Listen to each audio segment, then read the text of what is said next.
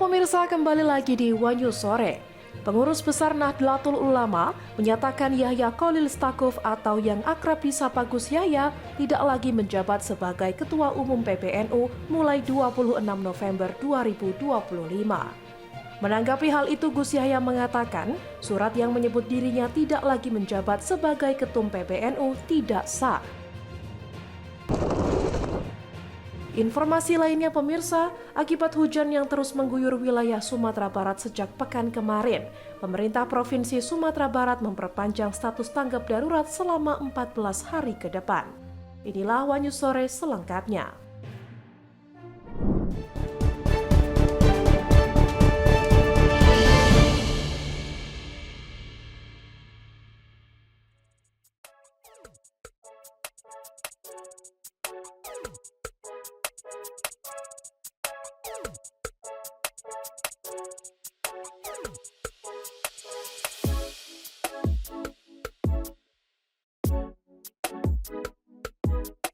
Menteri Pertahanan Syafri Samsudin mengatakan TNI Angkatan Darat bakal ditugaskan untuk menjaga seluruh kilang minyak BUMN. Hal itu dikatakan oleh Syafri usai menggelar rapat bersama Komisi 1 DPR RI Senin 24 November 2025. Penugasan ini menjadi salah satu pembahasan dalam rapat tertutup Menhan bersama Panglima TNI Jenderal Agus Subianto.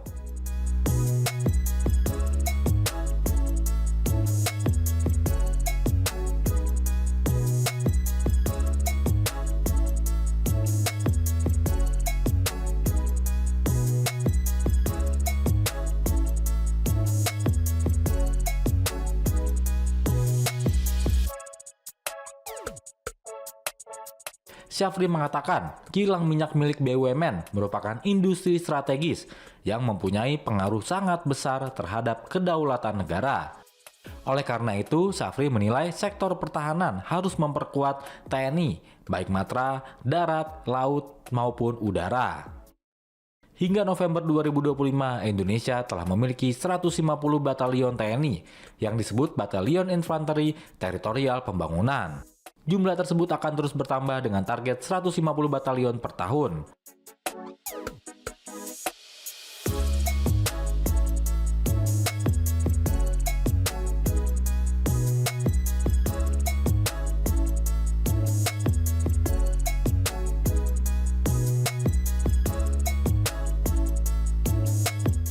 Menurut Syafri, penempatan prajurit untuk menjaga kilang minyak dan terminal Pertamina itu termasuk operasi militer selain perang atau OMSP yang diperbolehkan dalam Undang-Undang Nomor 3 Tahun 2025 tentang TNI. Lebih lanjut, Syafri menuturkan penugasan TNI itu akan mulai dilaksanakan pada bulan Desember 2025 mendatang. Selain personil TNI Angkatan Darat, penjaga Pertamina ini juga akan dipantau oleh Badan Intelijen Strategis atau BAIS yang di bawah struktur TNI.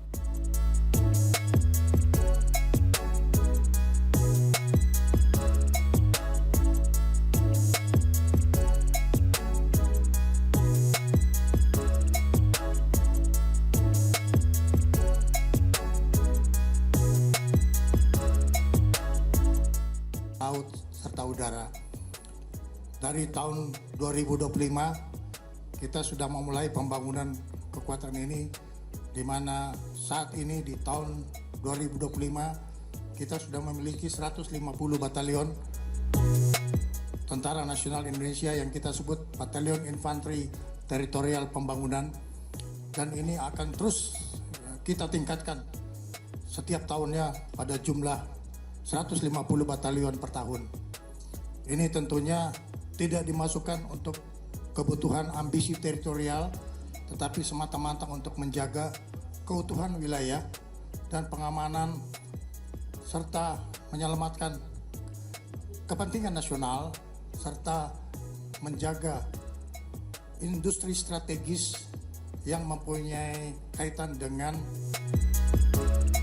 kedaulatan negara. Sebagai contoh, kilang dan terminal Pertamina ini juga bagian yang tidak terpisahkan daripada gelar kekuatan kita.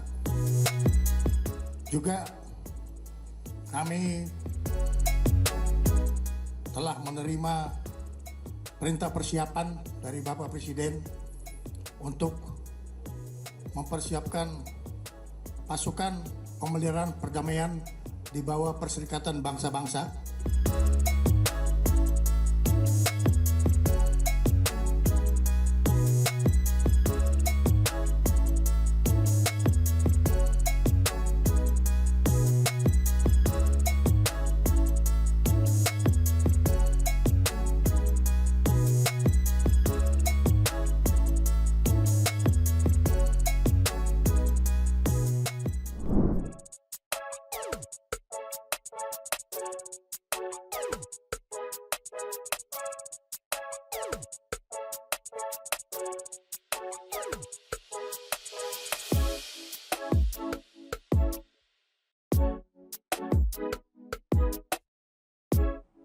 Pengurus Besar Nahdlatul Ulama menyatakan Yahya Khalil Stakuf atau yang akrab disapa Gus Yahya tidak lagi menjabat sebagai Ketua Umum PBNU mulai 26 November 2025. Keputusan tersebut tertuang dalam surat edaran PBNU terkait tindak lanjut hasil rapat harian Suriah PBNU.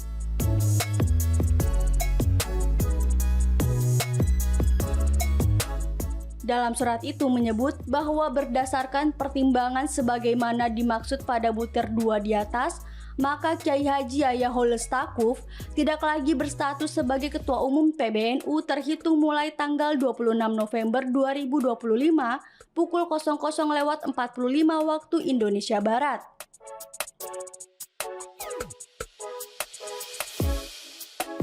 Bahwa berdasarkan butir 3 di atas, maka Kiai Haji Yahya Khalil Stakuf tidak lagi memiliki wewenang dan hak untuk menggunakan atribut, fasilitas dan atau hal-hal yang melekat kepada jabatan Ketua Umum PBNU maupun bertindak untuk dan atas nama Perkumpulan Nahdlatul Ulama terhitung mulai tanggal 26 November pukul 00.45 waktu Indonesia Barat.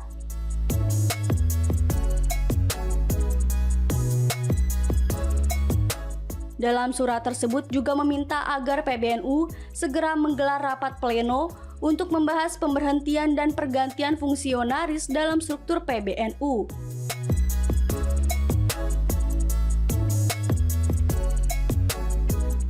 Khatib Amtazul Makafir membenarkan surat itu dan menyebut surat itu merupakan risalah rapat.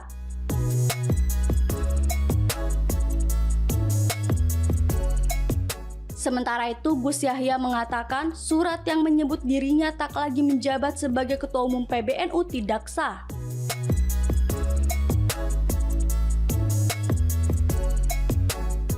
Gus Yahya mengungkapkan surat tersebut tidak mendapatkan stempel digital dan nomor surat tidak tercantum dalam tautan yang terdapat di surat tersebut.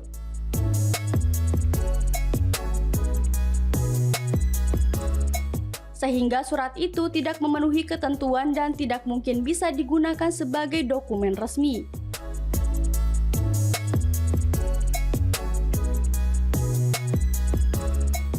Gus Yahya juga menyebut surat dimaksud diedarkan melalui surat-surat yang tidak sah, sebab melalui WhatsApp bukan dari saluran digital milik NU sendiri.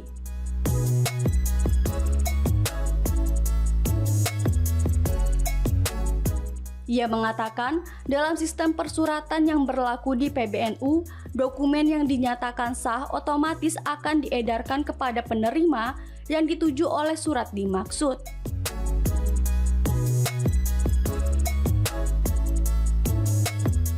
Apa yang dianggap sebagai keputusan rapat itu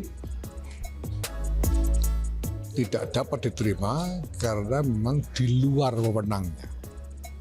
Karena di luar wewenangnya.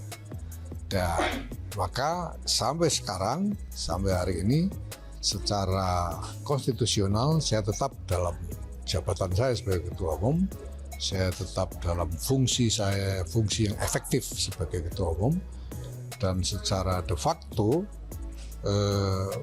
jajaran kepengurusan di semua tingkatan, baik di PBNU maupun sampai ke bawah, sampai ke PBNU dan PCNU, semua masih mengikuti tata kerja yang normal dalam hal saya menjalankan fungsi Ketua Umum Pengurus Besar Nahdlatul Ulama sampai sekarang.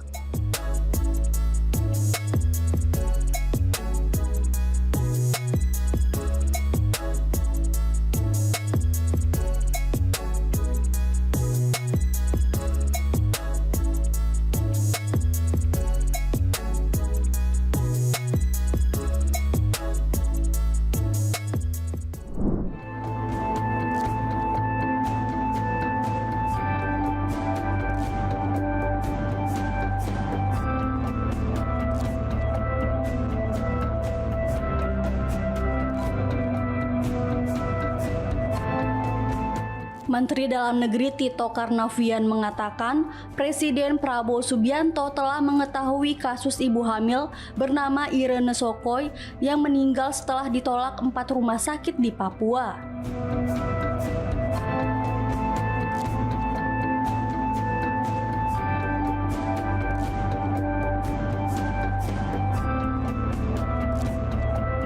Tito mengungkapkan kejadian yang menimpa Irene dibahas dalam rapat terbatas bersama Presiden Prabowo pada Senin 24 November.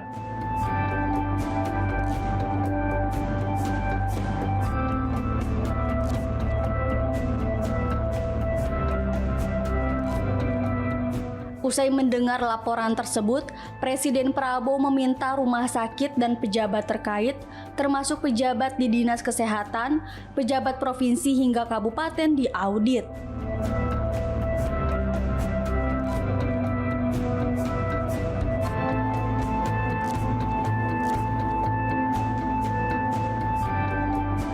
Mantan Kapolri itu mengungkapkan Presiden Prabowo ingin mengetahui penyebab yang mengakibatkan nyawa Irene melayang.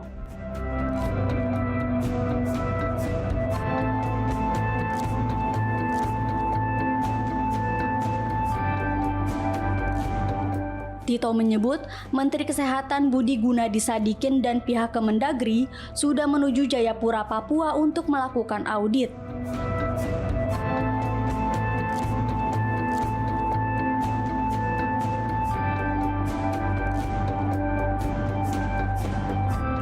Selain itu, Tito juga telah meminta Gubernur Papua, Matius Fakhiri, untuk memberikan bantuan kepada Irene.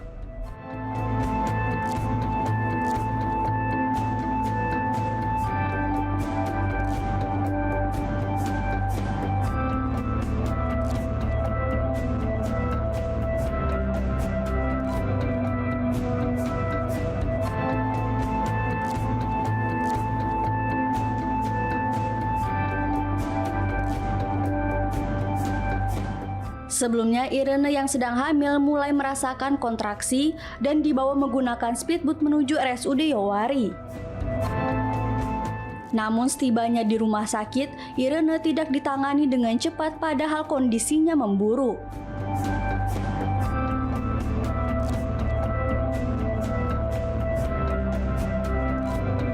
Proses pembuatan surat rujukan ke rumah sakit lainnya pun sangat lambat.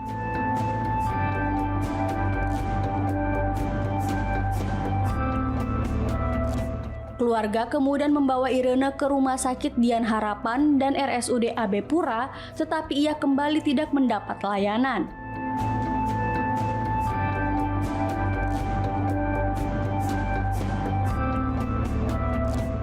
Irene lalu dibawa ke Rumah Sakit Bayangkara, namun keluarga diminta membayar uang muka 4 juta rupiah karena kamar BPJS sudah penuh.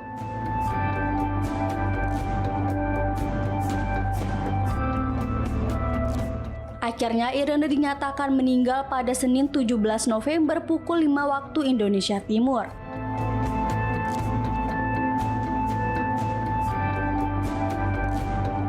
Perintah beliau untuk segera lakukan perbaikan audit, dan saya sudah nyampaikan, saya sudah komunikasi dengan gubernur, sudah.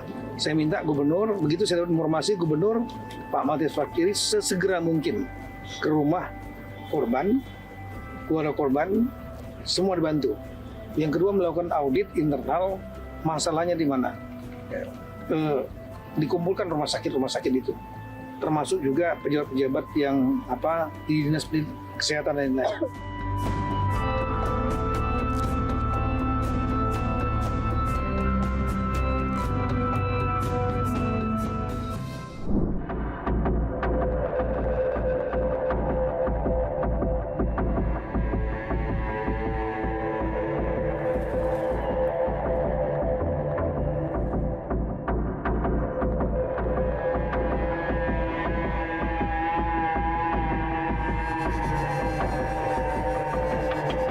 Video amatir warga merekam terjadinya banjir bandang dan tanah longsor di Kabupaten Tapanuli Selatan dan Kota Sibolga, Sumatera Utara.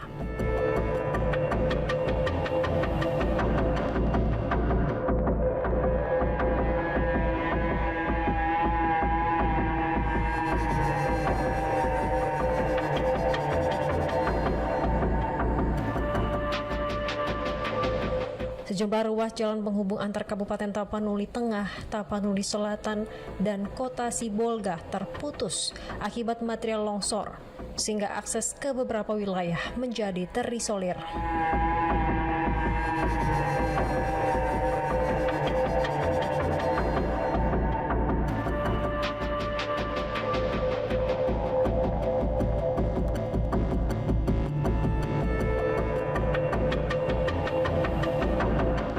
Tim gabungan dari BPBD Provinsi Sumatera Utara dan Brimopolda Sumut masih mencari jalur alternatif untuk menuju lokasi yang terdampak.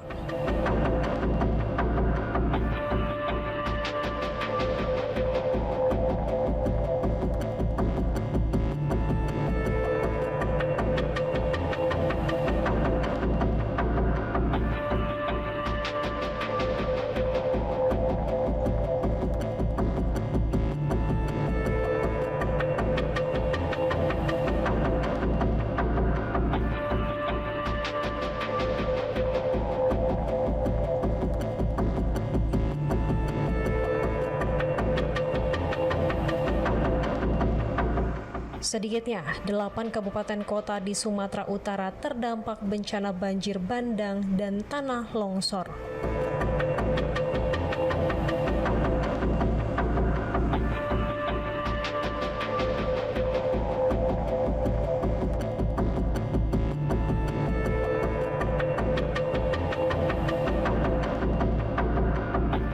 Hingga saat ini, jumlah korban jiwa di Kabupaten Tapanuli Tengah tercatat 4 orang.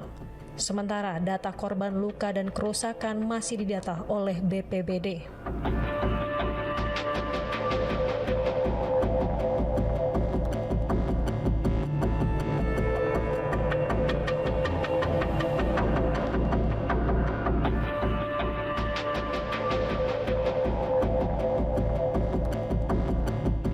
Di Kabupaten Tapanuli Selatan, 9 orang meninggal dunia dan 3 lainnya dilaporkan hilang.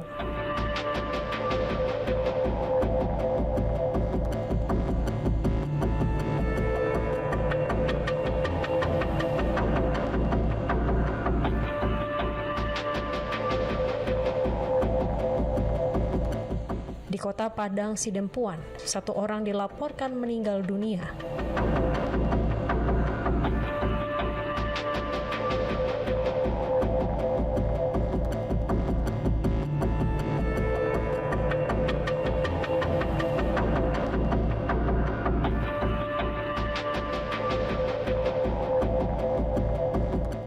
Ribuan warga terpaksa mengungsi akibat bencana ini.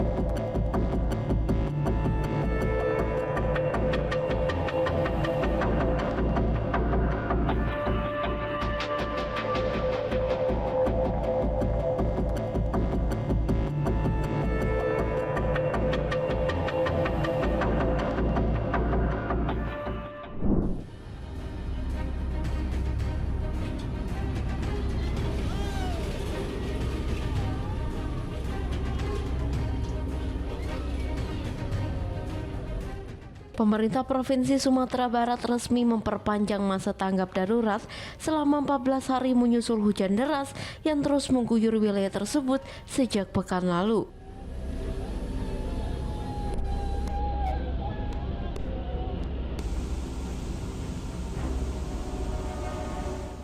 Sebanyak 13 daerah di Sumatera Barat terdampak banjir dan longsor dengan skala kerusakan yang bervariasi dan memerlukan penanganan segera.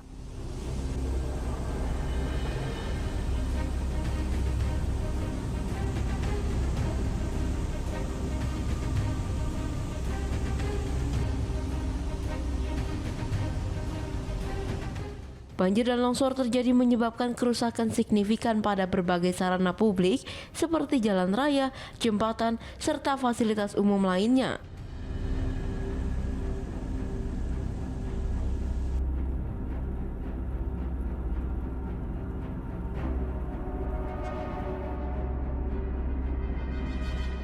Sejumlah ruas jalan penting terendam banjir atau tertutup material longsor, menghambat pergerakan warga dan kendaraan logistik.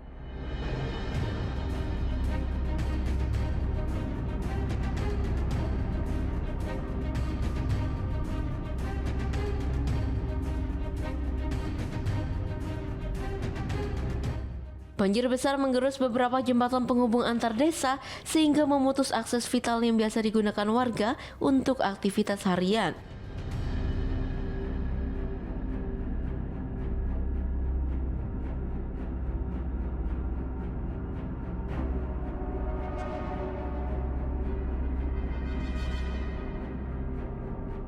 Jembatan Gunung Nago di Lambung Bukit Padang ambruk setelah debit air sungai meningkat drastis dan menghantam struktur jembatan dengan kuat.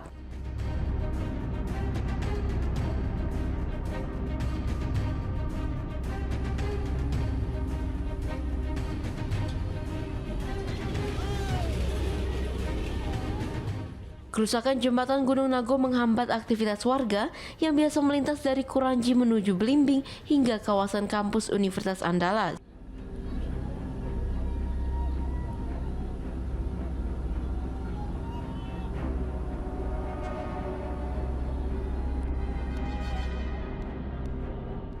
Tumpukan tanah dan batu akibat longsor masih menutup akses jalan di beberapa wilayah sehingga proses evakuasi dan distribusi bantuan berjalan lambat.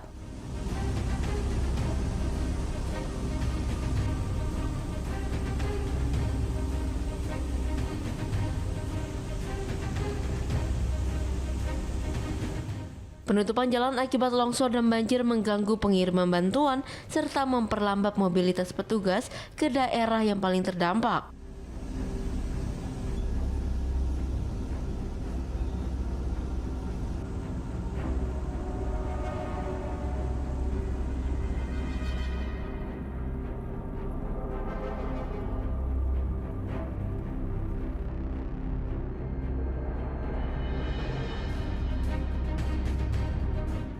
Petugas gabungan dari BNPB dan BPBD kini masih mengumpulkan data kerusakan serta melakukan asesmen kebutuhan penanganan di seluruh titik terdampak.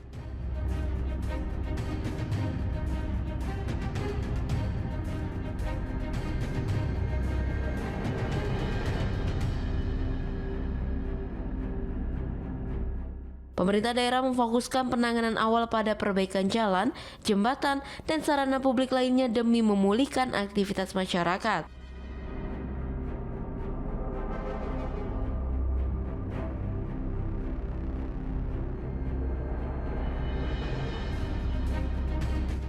Upaya percepatan membuka kembali jalur transportasi terus dilakukan agar evakuasi, pengiriman bantuan, dan mobilitas warga dapat kembali normal.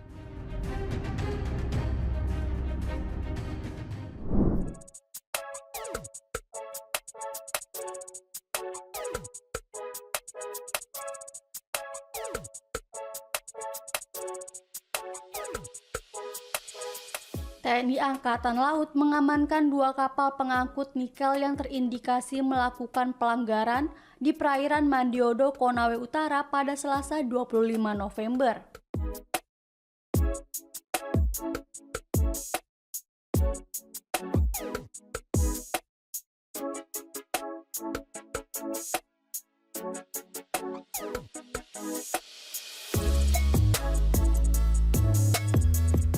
Kapal tersebut terdeteksi saat KRI Bung Hatta 370 melakukan tugas jarkapelit atau pengejaran, pencarian, dan penyelidikan.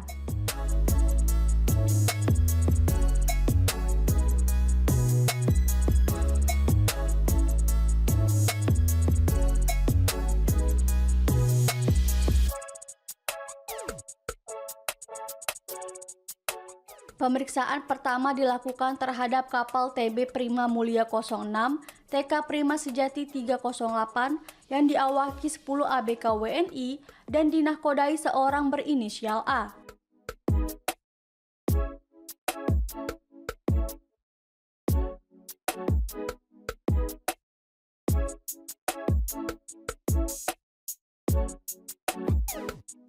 Kapal milik PT Prima Mulia Jaya itu diketahui mengangkut nikel ore milik PT Dwi Mitra Multiguna Sejahtera atau DMS dengan tujuan PT IMIP Morowali.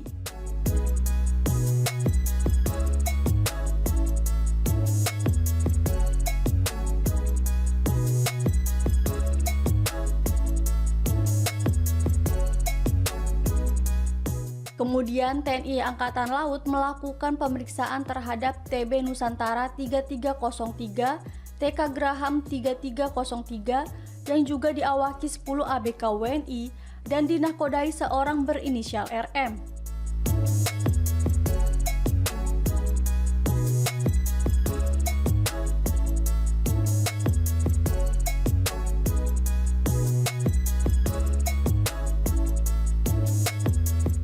Kapal itu membawa nikel dari shipper yang sama, PT DMS, dan bertujuan ke PT IMIP Morowali.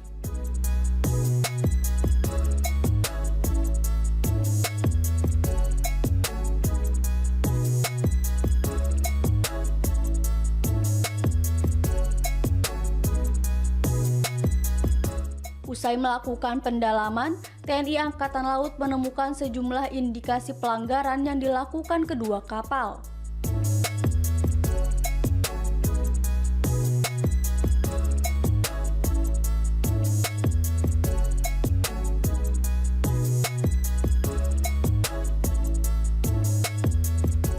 Di antaranya aktivitas pengapalan di jeti PT DMS yang saat ini telah disegel oleh Kementerian Kelautan dan Perikanan karena penyalahgunaan ruang laut, perpindahan kapal dari jeti ke area Lego Jangkar tanpa dilengkapi surat persetujuan olah gerak, hingga absennya nahkoda saat kapal melakukan olah gerak.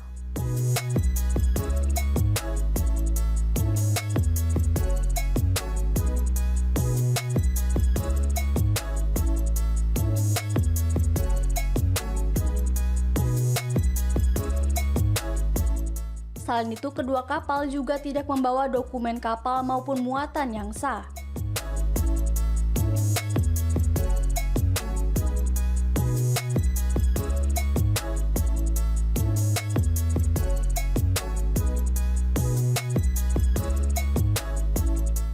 Temuan-temuan tersebut disebut melanggar peraturan perundang-undangan tentang minerba dan perundang-undangan tentang pelayaran.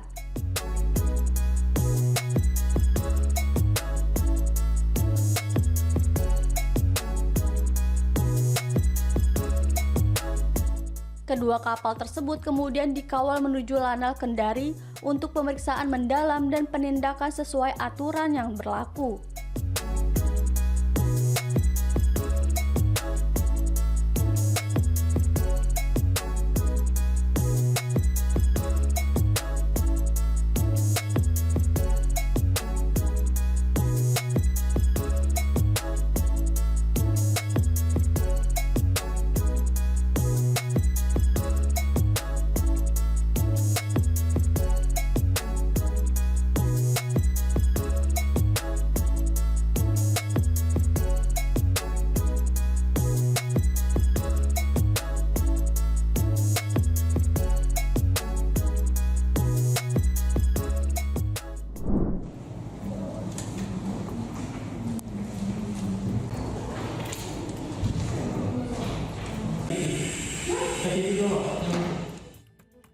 Ruang sidang di Pengadilan Agama Kota Prabu Mulih sejak Januari hingga Oktober 2025 banyak didatangi istri yang menggugat cerai pasangan mereka.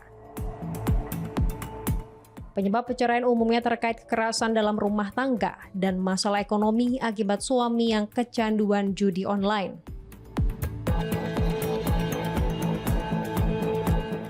Menurut Humas Pengadilan Agama Kota Prabu Mulih, Miftah Mutakin, sepanjang Januari hingga Oktober 2025, tercatat sebanyak 223 perkara cerai.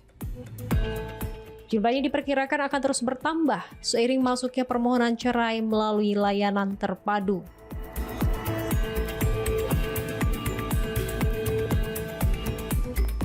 Kasus perceraian di Pengadilan Agama Prabu Mulih sepanjang tahun 2025 mencatat penyebab perceraian terbanyak tetap sama seperti tahun sebelumnya, yakni perselisihan yang terus-menerus, konflik rumah tangga berat, dan ketidakmampuan pasangan menemukan titik terang.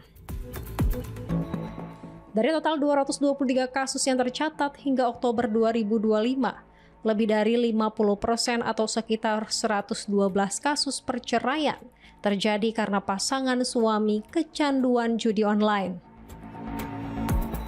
Fenomena ini menunjukkan bahwa masalah ekonomi yang ditimbulkan oleh perilaku kecanduan judi online menjadi faktor utama yang memicu perceraian di Kota Prabu Mulih. Selain itu, KDRT juga menjadi penyebab signifikan yang mendorong istri untuk mengambil langkah hukum dan mengajukan gugatan cerai ke pengadilan. Pihak Pengadilan Agama Prabu Mulih memperkirakan jumlah pengajuan perceraian akan terus meningkat jika masalah sosial seperti kekerasan rumah tangga dan kecanduan judi online tidak segera ditangani secara serius oleh keluarga dan pihak berwenang. Januari sampai Oktober 2025 ini kita masih di angka 223 perkara. Itu yang diputus itu dikombinasikan baik cerai talak maupun cerai gugat, seperti itu. Berarti ada kemungkinan peningkatan di tahun 2000 dibanding 2025? Kemungkinan di bulan November ini ada kenaikan yang signifikan untuk perkara cerai talak dan cerai gugat. Itu kebanyakan itu perceraian itu masalahnya apa nih? Untuk perceraian itu penyebab perceraian itu didominasi dengan alasan perselisihan dan pertengkaran secara terus-menerus. Untuk kasusnya ada judi online seperti itu. Oke. Judi online itu kalau untuk data yang kami punya, judi online itu hanya 2. Itu yang pure alasan perceraiannya karena judi, yang dalam hal ini ada judi online. Tetapi kalau misalnya judi online itu biasanya berkorelasi dengan perselisihan secara terus-menerus. Jadi alasan utamanya adalah perselisihan secara terus-menerus, tetapi yang menjadi subbagian penyebab dari perselisihan dan pertengkaran terus-menerus itu ada KDRT, ada judi online, ada juga faktor ekonomi dan tidak menafkahi seperti itu. Kalau besarnya berapa banyak judi online rasanya? Kalau judi online selama yang kami hadapi itu menjadi mungkin kami bisa ambil di angka 50% ke atas dari alasan perselisihan dan pertengkaran terus-menerus. Itu salah satu penyebabnya adalah judi online, bisa di angka 50% ke atas. Dari total 200 itu? Dari total 223 itu. Demikian informasi yang dapat kami sampaikan pemirsa. Terima kasih telah bergabung bersama kami. Sampai jumpa di One News Sore berikutnya, setiap hari pukul 6:30 malam hanya di kanal YouTube TV One News.com.